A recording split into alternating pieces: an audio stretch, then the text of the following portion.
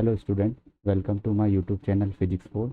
जहां हम फिजिक्स से रिलेटेड डिफरेंट कॉन्सेप्ट पढ़ते हैं और उन पे बेस्ड कुछ न्यूमेरिकल प्रॉब्लम और कॉन्सेप्चुअल प्रॉब्लम को भी सॉल्व करते हैं। तो ये इस सीरीज़ का पार्ट नंबर 5 है या वीडियो नंबर 5 है, जिसके अंदर हम ट्वेल्थ फिजिक्स का अध्याय 1 विद्युत आवेश एवं विद्युत क्षेत्र के बारे में चर्चा कर रहे हैं। 4 वीडियो इसके अपलोड हो चुके हैं, जिनमें मैंने कुछ आवेश, आवेश के गुण, कूलाम का नियम, कूलाम के नियम नियम कूलाम की का सदिश नियम, सबके बारे में चर्चा की है। आज के वीडियो में हम इसके आगे के बारे में देखेंगे। चलिए शुरू करते हैं। देखिए, हम पिछली कुछ क्लासों में जो कर चुके थे कूलाम का नियम, उस कूलाम के नियम में दो चीज़ें बताई थी कि कूलाम का नियम जो होता है, कूलाम का नियम दो तरीके से निकाला जाता है। एक इसका परिमाण निकालने के काम में आता है और एक दिशा के निकालने के काम में आता है। दिशा एवं परिमाण दोनों निकालने के काम में आता है, तो वो इसका सदिश रूप होता है। देखिए, हमने पिछली क्लासों में देखा था कि परिमाण जो होता है बल का Q1 Q2 by R square होता है, जहाँ के स्थिर वैद्युत नियतांक है, Q1 प्रथम चार्ज या आवेश है और Q2 द्वितीय आवेश है। अब दिशा के लिए जो सदिश नियम पढ़ा था, उस एफ में दिशा के साथ परिमाण भी ज्ञात किया जा सकता है, जिसका फॉर्मूला अपन ने निकाला था कि Q1 Q2 by are cube आया था। ये आर विस्थापन है, आर यहाँ पर विस्थापन सदिश है या उन दोनों आवेशों के मध्य न्यूनतम दूरी है, इसको हम विस्थापन सदिश बोलते हैं। और आर क्यूब के साथ यहाँ पर आर की दिशा भी आई थी। दिशा मतलब ये विस्थापन के रूप में है। यहाँ पर जो आर है वो अंतिम माइनस प्रारंभिक लिखा जाता है। जो आर हम लिख रहे हैं वो विस्थापन सदिश हमारा अंतिम माइनस प्रारंभिक है, और ये नीचे जो आर है विस्थापन सदिश का परिमाण है। इतनी ही चीज़ें हमने यहाँ पर डिस्कस कर ली थी। दो अल्फा कणों के बीच में बल भी निकाला था। कूलाम का नियम देखा था। कूलाम के नियम से दो प्रोटोनों के बीच में सदिश दोनों प्रोटोनों के बीच में विद्युत बल और गुरुत्वाकर्षण बल को कंपेयर करा था या तुलना करी थी दोनों की, और 10 की घात माइनस 39 के आसपास आया था। एक 41 आया था, एक 38 39 आया था। इस तरीके से हम इन सबको ज्ञात करते हैं। देखिए, अब इसके आगे की चीज़ जो हम आगे सॉल्व करने वाले हैं। देखिए, आज क्या है, विद्युत बल पर परावैद्युतांक माध्यम की उपस्थिति का प्रभाव। तो जो हमने ऊपर बल निकाला था, देखिएगा, ये जो बल है, जैसे यहाँ पर मानिए Q1 आवेश है और यहाँ पर Q2 आवेश है। इन दोनों की जो दूरी है वो हमारी स्मॉल आर है, स्मॉल आर है। तो इन दोनों के मध्य जो बल लग रहा है वो K Q1 Q2 by R square, इस तरीके का एक विद्युत बल यहाँ पर लग रहा है। पर यदि इनके बीच में कोई माध्यम रखा हो, अभी यहाँ पर कोई माध्यम नहीं है, ये आवेश निर्वात में रखे हुए हैं। अगर मान लीजिए कि Q1 है और यहाँ पर कहीं पर आवेश Q2 है और इस धर पर अब ये निर्वात नहीं है, यहाँ पर कोई माध्यम है, वो माध्यम को परावैद्युतांक माध्यम कहा जाता है। परावैद्युतांक माध्यम, परावैद्युतांक माध्यम जो है उसके कारण बल पे कुछ प्रभाव पड़ता है। वो प्रभाव किस तरीके से पड़ता है, हम उसी के बारे में देखने वाले हैं। विद्युत बल पर परावैद्युतांक माध्यम की उपस्थिति का प्रभाव। देखिए, इसमें क्या लिखा जाएगा, माना दो बिंदु आवेश एक माध्यम में स्मॉल आर दूरी पर रखे हुए हैं। ये हमने माना उस माध्यम के कारण, माध्यम के कारण दोनों आवेशों द्वारा दोनों आवेशों द्वारा लगाए गए बल में लगाए गए बल में कुछ कमी आ जाती है, कमी आ जाती है। देखिए, जब भी हम किसी माध्यम के अंदर दो आवेशों को रखेंगे तो उनके मध्य जो बल लगेगा उसमें कुछ कमी आ जाती है। वो कमी किस तरीके से आती है, यहाँ पे अपन Q1 आवेश बना देंगे, यहाँ पर Q2 आवेश बना देंगे, और इन दोनों की जो दूरी है वो हमारी R है। तो हमें जो पहले बल लगता था निर्वात में, जिसे हम यहाँ V लिख रहे हैं क्योंकि निर्वात को वैक्यूम बोला जाता है, तो FB, या हम इसे F0 भी लिख सकते हैं निर्वात के लिए। तो F बराबर के Q1 Q2 by R square, जिसे कुछ हम के का मान रख दें तो जो होता है 1.1/4 pi epsilon not Q1 Q2 by R square. कुछ इतना बल लगता है, और जैसे ही इसे माध्यम में रखेंगे तो माध्यम में ये बल कुछ कम हो जाता है। कम हो जाता है मतलब किसी चीज़ का यहाँ पर भाग हो जाता है, जो हमारा परावैद्युतांक कहलाता है। वो परावैद्युतांक को लिखते किस तरीके से हैं, तो 1/4 पाई एप्सिलॉन नॉट और एप्सिलॉन आर। ये एप्सिलॉन आर कहीं कहीं पर स्मॉल के से लिखा जाता है। स्मॉल के मतलब परावैद्युतांक नियतांक। तो इस बल की मात्रा परावैद्युतांक माध्यम में रखने पर थोड़ी सी कम हो जाएगी, तो इसी को परावैद्युतांक कहा जाता है। तो परावैद्युतांक यहाँ पे क्या है, एप्सिलॉन आर। एप्सिलॉन आर, या फिर हम इसे स्मॉल के से लिखते हैं, जिसे हम परावैद्युतांक नियतांक कहते हैं। परावैद्युतांक नियतांक, परावैद्युतांक नियतांक जो है उसका यहाँ से हम डेफिनेशन या सूत्र लिख सकते हैं। परावैद्युतांक नियतांक एप्सिलॉन आर के, ये एप्सिलॉन आर हमेशा 1 से बड़ा होता है। अब ध्यान से देखिए आप यहाँ पर, ये एप्सिलॉन आर 1 से बड़ा आएगा तो यहाँ बटे में ज़्यादा संख्या होगी। अब बटे में ज़्यादा संख्या है, इसका मतलब माध्यम का बल कम हो जाएगा। देखिए कुछ इस तरीके से दिख रहा है, एफ इज प्रोपोर्शनल टू, या अनुक्रम बेहद क्रमानुपाती है एप्सिलॉन आर के। अब ये एप्सिलॉन आर हमेशा 1 से ज़्यादा है, तो ये अगर नीचे की वैल्यू बढ़ेगी तो ये हमारा बल कम होगा, जो कि एक माध्यम का बल है।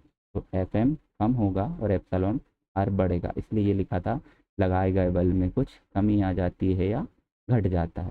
तो देखिए यहाँ से हम परावैद्युतांक की जो परिभाषा है उसको यहाँ से लिख सकते हैं। तो यहाँ पे क्या लिखेंगे, परावैद्युतांक नियतांक, परावैद्युतांक बोलते हैं उसे, तो नियतांक हम वर्ड यूज नहीं करेंगे। परावैद्युतांक को जो लिखा जाता है इस तरीके से लिखा जाता है, देखिएगा,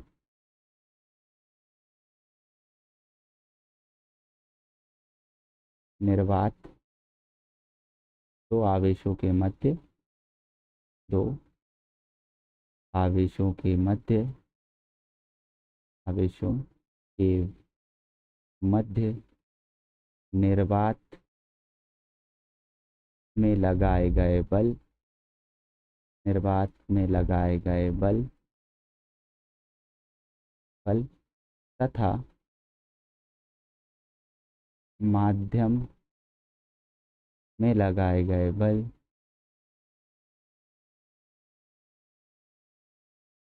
बल के अनुपात को परावैद्युतांक कहा जाता है। तो ये आप नोट कर लीजिए, परावैद्युतांक कहा जाता है।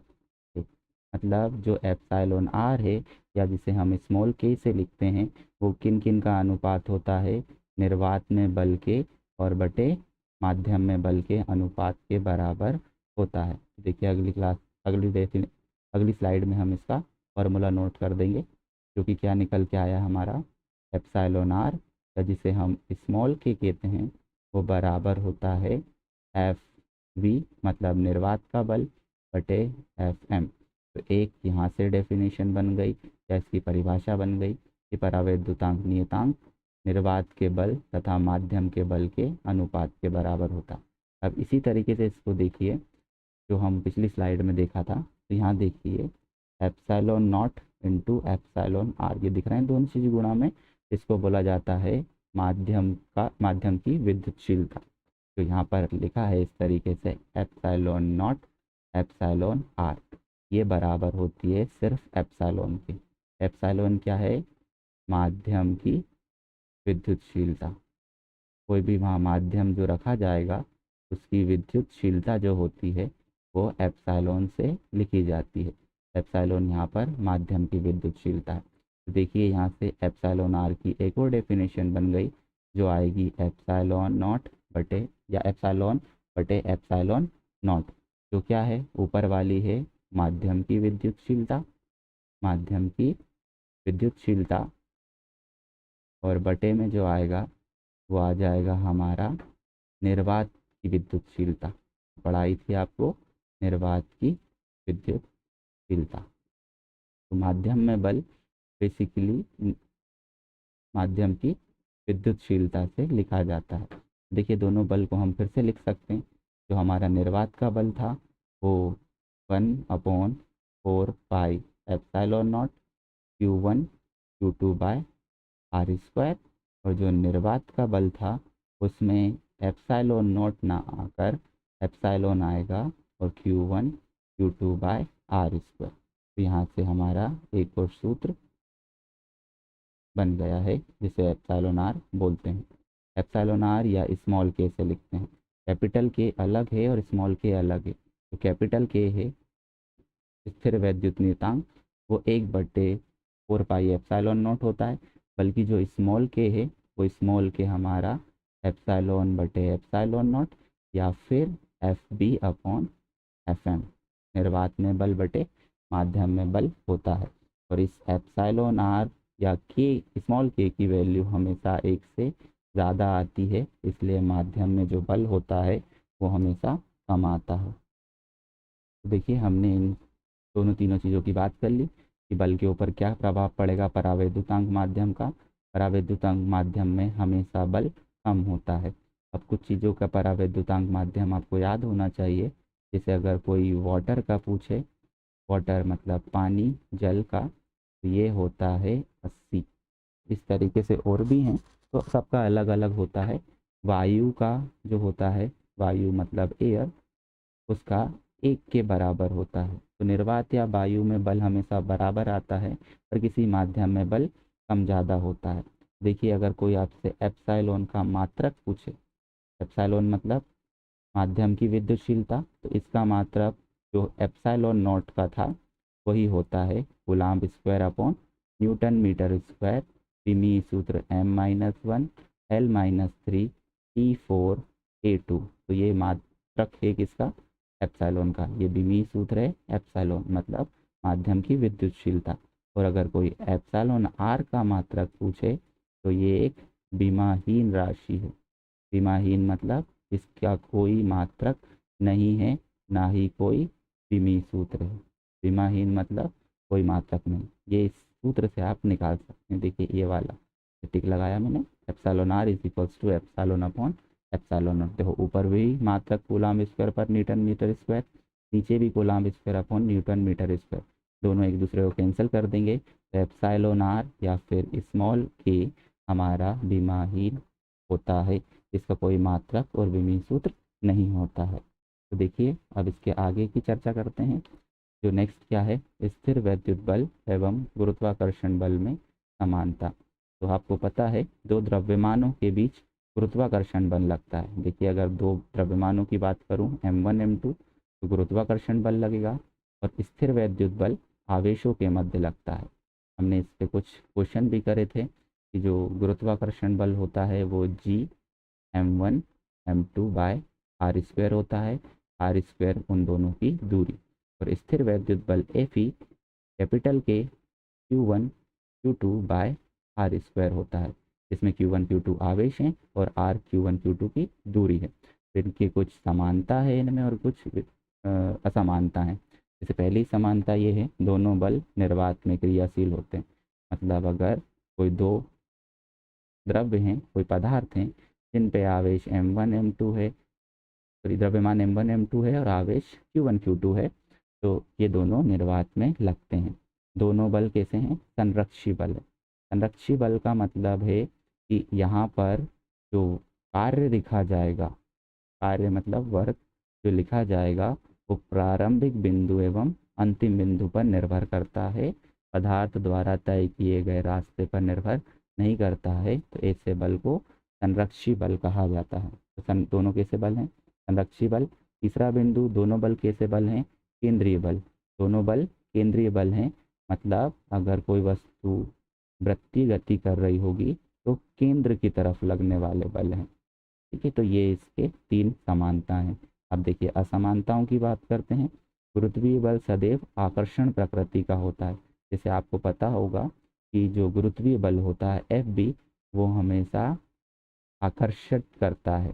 पृथ्वी के ऊपर कोई भी वस्तु जा रही है तो वो पृथ्वी की तरफ खिंच के आती है, इसी को बोला जाता है आकर्षण। गुरुत्वीय बल आकर्षण प्रकृति का होता है, परंतु जो वैद्युत बल होता है, यहाँ आकर्षण भी होता है और प्रतिकर्षण भी होता है। जैसे आपको बताया था कि धन और धन प्रतिकर्षित होंगे और ऋण और धन आकर्षित होंगे, तो ये इसका एक असमानता है। दूसरी असमानता क्या है? गुरुत्वाकर्षण बल की अपेक्षा विद्युत बल अत्यधिक प्रबल होता है। ये हमने कल निकाला भी था कि Fe ज़्यादा होता है Fg से, मतलब स्थिर विद्युत बल ज़्यादा है, ज़्यादा प्रबल है Fg से। अब थर्ड देखिए, विद्युत बल आवेशों के मध्य कुचालक माध्यम होने पे घट जाता है। जैसे अभी हमने देखा था पराविद्युतांक माध्यम दो आवेशों के मध्य रखा, उसके जो परिणामी बल है वो कुछ कम हो गया था। पर यहाँ पर जो है गुरुत्वाकर्षण बल में माध्यम का कोई प्रभाव नहीं पड़ता है। मतलब अगर हम दो द्रव्य को किसी या दो द्रव्यमान को किसी माध्यम में रख दें तो यहाँ पर Fg में कोई फर्क नहीं पड़ेगा, क्योंकि ये माध्यम से स्वतंत्र होता है। तो ये इसके दो पॉइंट थे, आप इनको नोट कर लीजिए। अब आगे चलते हैं। तो देखिए आगे हमने कूलाम का नियम पढ़ा, तो इसकी कुछ सीमाएं हैं। तो कूलाम का नियम जो दिया गया था, ये नियम केवल बिंदु आवेशों के लिए सत्य है। मतलब जो आवेश होना चाहिए उनका आकार बिंदु जैसा होना चाहिए, बिंदु के फॉर्म में होना चाहिए, इसलिए ये नियम केवल बिंदु आवेशों के लिए सत्य है। दूसरा देखिए, ये नियम केवल विराम अवस्था में स्थिर आवेशों के लिए सत्य है। मतलब ये जो Q1 है और ये जो Q2 है, ये विराम अवस्था में होना चाहिए, गति नहीं कर रहे होना चाहिए। गति के टाइम इस बल को समाकलन विधि से निकाला जाता है, पर अभी के लिए इस अध्याय के लिए इस दोनों को विराम अवस्था में होना चाहिए। ये नियम अत्यधिक दूरी, ये नियम जो है कोई भी दो आवेशों के मध्य बल निकालना है तो ये अनंत दूरी तक लग सकता है। अत्यधिक मतलब अनंत दूरी तक लग सकता है। ये अति अल्प दूरी, अति अल्प दूरी का मतलब क्या है? 10⁻⁻15। तो यहाँ पे लिख दीजिएगा कहाँ से कहाँ तक लगता है ये, 10⁻⁻15 से लेकर इन्फिनिटी तक या अनंत तक लगता है। पर 10⁻⁻15 मीटर से कम पर ये बल कार्य नहीं करता है, वहाँ पर नाभिकीय बल आ जाता है। इसलिए तो देखिए ये इसका सीमाएं थी। अब इसी तरीके से हम महत्व की बात कर लेते हैं। तो पहला महत्व ये है कि यह नियम प्रयोग के आधार पर प्राप्त हुआ है। मतलब इस नियम से जो बल निकाला था दो आवेशों के मध्य, तो ये नियम एक प्रयोग के द्वारा निकाला गया था। जो बल का मान है वो प्रयोग से प्राप्त किया गया था और उसी के बाद के यानी 1/4 पाई एप्सिलॉन नॉट को परिभाषित किया है। तो एक प्रयोग वाला नियम है। दो बिंदु आवेशों के बीच में लगने वाले बल पर उनके पास स्थित अन्य आवेशों का कोई प्रभाव नहीं पड़ता है। अगर दो आवेशों के मध्य बल लग रहा है तो कोई यहाँ पर तीसरा आवेश आ जाए तो इसके बल पर कोई प्रभाव नहीं पड़ेगा। तो ये इसके कुछ महत्व थे, तो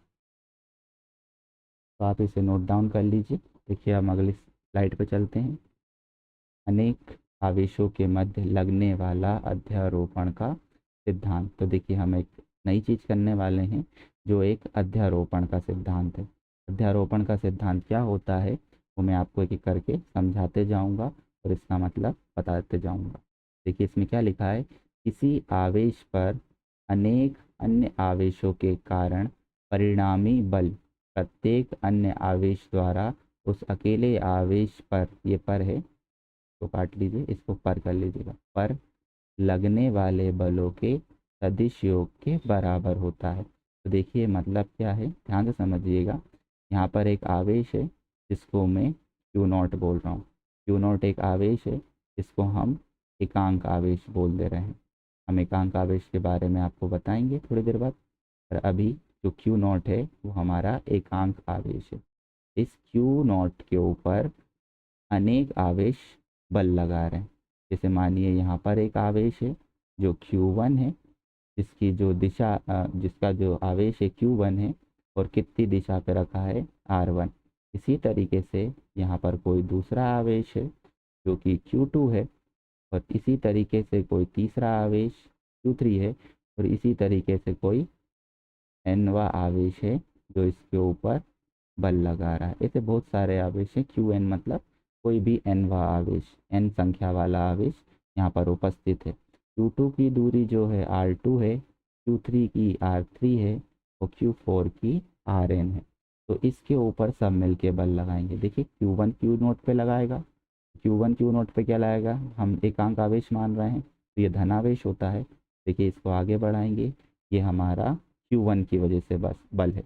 अब आपको लिखने का तरीका बताया था कि अगर यहाँ पर 2 लिखा है, यहाँ पर 3 लिखा है और आप आवेश 3 पे, बल 3 पे देख रहे हैं तो F32 लिखा जाएगा। यहाँ पर जो बल का लिखा जाएगा वो लिखा जाएगा F32। 32 का मतलब 3 पर बल 2 के कारण। तो हम देखिए यहाँ पर सारे बलों को लिखेंगे इसी तरीके से। यहाँ देखिए 0 पे बल लग रहा है, 1 के कारण दिशा हमें 0 पे बनानी है, तो ये हमारा F0 बना जाएगा। 0 मतलब 0 पर बल लग रहा है और 1 लगा रहा है। इसी तरीके से मैं 1 मिनट पेन चेंज कर लेता हूँ। तो देखिए इसी तरीके से देखिए ये Q1, ये वाला F01 बल, इसी तरीके से Q2 लगाएगा।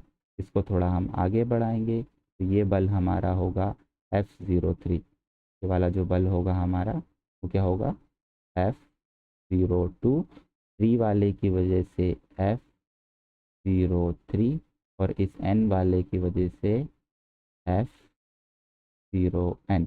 तो Q1 के ऊपर जो बल लग रहे हैं, देखिए यहाँ पर जो बल दिख रहे हैं आपको 4 दिख रहे हैं, तो 4 बल लग रहे हैं। तो इस Q नॉट के ऊपर जो परिणामी बल होगा वो इन चारों बलों के सदिश योग के बराबर होगा। अध्यारोपण का सिद्धांत जो हमें बताता है वो क्या बताता है, किसी एक आवेश पर अनेक आवेशों के कारण लगने वाले बलों का परिणामी योग अकेले अकेले बल के सदिश योग के बराबर होता है। तो ये ऊपर डेफिनेशन लिखी थी, परिभाषा लिखी थी, वो हमें यही बताती है। तो देखिए अध्यारोपण का सिद्धांत, अध्यारोपण का सिद्धांत जो होगा वो क्या होगा, तो कुल बल है या परिणामी बल है जिसे हम एफ नेट बोलते हैं, वो बराबर होगा F01 plus F02 plus F03 plus dot dot dot F0n। इन सब के सदिश योग के बराबर होगा। अब सदिश योग तो यहाँ से आ जाएगा कि सदिश योग के बराबर होगा, पर देखिए हम इसे सूत्र के साथ सॉल्व भी करते हैं, निकालते हैं। तो ये इसको मैं मिटा दे रहा हूँ, ध्यान से देखिएगा। आगे सॉल्व करते हैं, चारों बलों को निकालेंगे और उनका परिणामी बल लिखेंगे।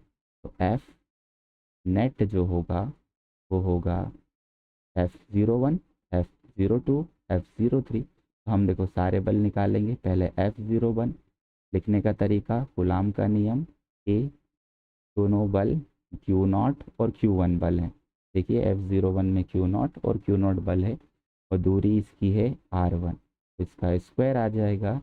और R जो दिशा है वो देखिए 1 से 0 की तरफ, तो इसको लिखेंगे R10 का की दिशा, ये एकांक सदिश के फॉर्म में, इसको समीकरण 1 बोलेंगे। ऐसे ही F02 निकालेंगे तो क्या होगा कि वहाँ पर बल लग रहा है Q नॉट पर, बल लगाने वाला Q2 है और R2 का स्क्वायर। R20 एकांक सदिश समीकरण 2। देखिए दिशा ये 2 से लेके 0 की तरफ। इसी तरीके से F03 जो लिखेंगे वो आएगा कि Q0 पर बल लग रहा है, Q3 बल लगा रहा है, R3 का स्क्वायर और R30 का एकांक सदिश, ये समीकरण 3। ऐसे ही हम आगे निकालते जाएंगे और लास्ट में F0n निकाल देंगे। तो आएगा कि Q0 Qn बाय Rn का स्क्वायर और Rn0 की दिशा, समीकरण नंबर 4। अब इसमें हम अध्यारोपण का सिद्धांत लगाएंगे और अध्यारोपण के सिद्धांत से कुल बल निकाल देंगे। देखिए यहाँ पर जो कुल बल आएगा वो लिखा था F नेट। नेट मतलब कुल या परिणामी, इसका मतलब क्या है, परिणामी बल।